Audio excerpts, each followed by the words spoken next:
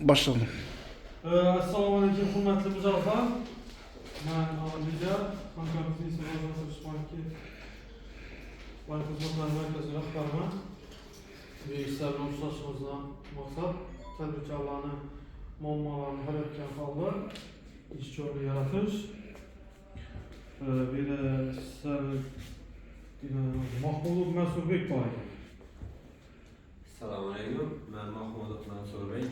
Bog'ot tumani Karavon mahallasindanman. Mahalla loyihasi bo'yicha 60 million kredit so'rab murojaat qilganman. Chorvachilik rivojlantirish bo'yicha kredit kerak. Shu kreditni chiqarib berishda amaliy yordam berishingizni so'rayman. Ariza berdingizmi kreditga? Ariza berildi.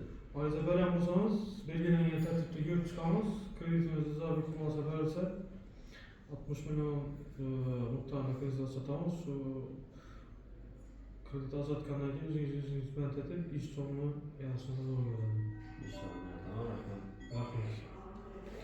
Keyingi mijozimiz Karimov Dilmurod. Assalomu alaykum.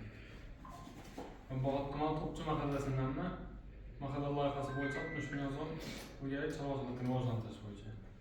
Belgilangan tartibda ariza berdingizmi? Avval Ariza bergan bo'lsangiz arizangizni ko'rib chiqamiz. Ijobiy xulosa asosan siz kredit sotamiz. Kredit evaziga o'zingiz bilan tatib ish joyini yaratasiz. Rahmat.